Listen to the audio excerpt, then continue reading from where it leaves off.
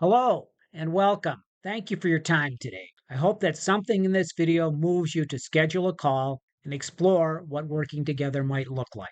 Let's take a minute and talk about where even experienced accounting teams can find themselves. The numbers are ready. However, you're feeling like Sisyphus. The last mile seems just never ending. Not because the accounting work was wrong, not because the team didn't work hard. Often the problem is that understanding the story behind the numbers and the detailed narrative just got started too late. It's not just the numbers, it's understanding and communicating the details behind them that matters. It's gap compliance that matters because it all needs to be assembled in a board deck or in a filing, including the MD&A, the footnote disclosures, and risk factors. You need an explanation of the detail of what changed and why.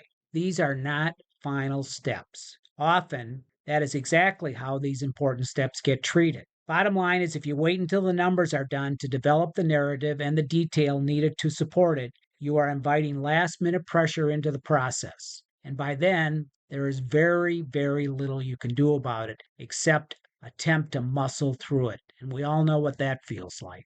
I'm Kenneth Brimmer with Brimmer Company. What I do is I work with businesses at every stage of growth, those managing a monthly close, companies that are preparing for a capital raise or an ownership transition. Or maybe your finance team needs a cleaner reporting structure, real discipline, and accountability before critical deadlines are missed. In more than 40 years of financial work as a preparer, a presenter, and as a board and audit committee member, where I fill the shoes of the person sitting on the other side of the table, there's one pattern that shows up.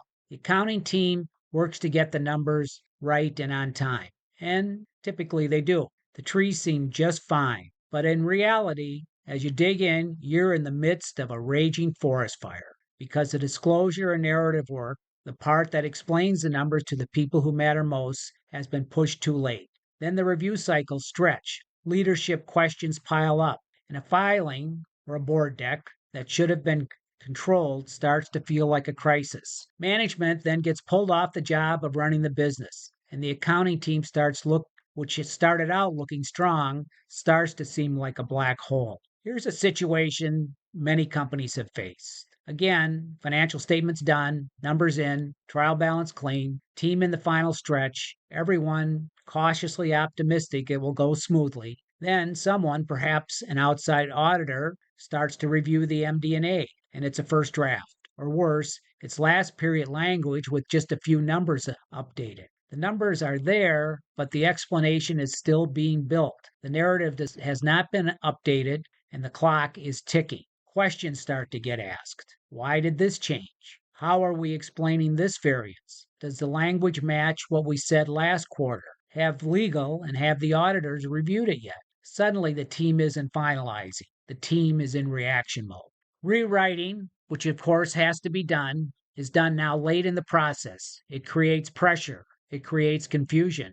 And worse, it can create undetected errors. The risk didn't need to be there. Legal is asking for changes. Auditors are flagging language. You're second guessing the numbers that were already signed off on. Everyone is working harder than they should this late in the process. And to state the obvious, the costs of the entire process seem out of control. The closing process did not get stressful because the team lacked effort. It got stressful because of poor communication and a lack of clear accountability, which led to the narrative work, the closing work, starting too late. Disclosure work should start before the numbers are final, not after. You can build the structure early, even when some of the details are still moving.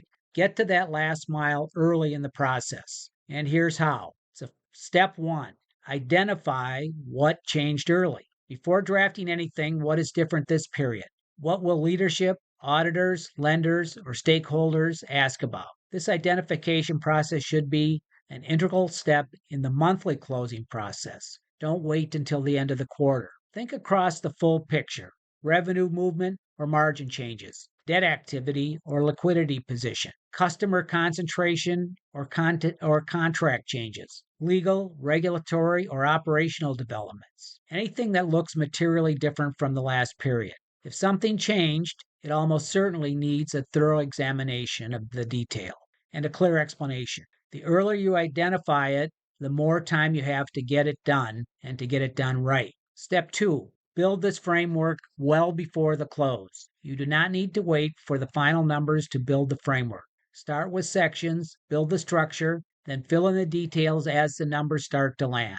This prevents the team from staring at a blank page late in the process. The blank page is where time disappears, and it always appears at the worst possible moment. Step 3. Be sure to align the narrative with the detail. The financial statements, of course, say what happened. The board package and the MD&A need to explain why it happened. And those two things must square with each other and, of course, be reflected in GAAP. When they don't, the review becomes back and forth, and nobody budgeted the time for that. Auditors, legal, and leadership exchange a volley of comments and redrafts, and the team ends up rewriting under pressure exactly the situation you were trying to avoid. Step 4. Start the review before the final review. Do not wait until the filing is nearly done to get eyes on the disclosure language. Get early review from all the audiences, financial leadership, legal, auditors, and executive leadership.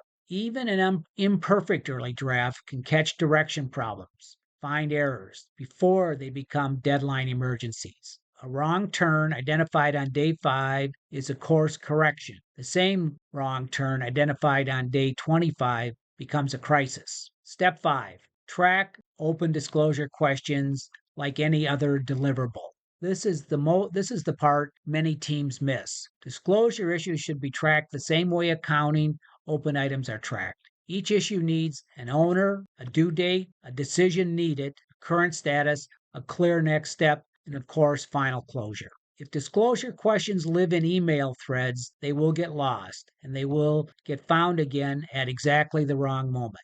When the process is working, when the disclosures start early, critical deadlines are met, and the final review process feels completely different. There's less rewriting because the work is done. There's much less confusion because the entire team knows where things are headed. You can eliminate last-minute panic. Financial reporting is driving the process, not reacting to it. And this is an important point. Do not cede control of the process to outside forces. Well-managed conversation with leadership, auditors, and legal and other stakeholders all now have a confident clarity.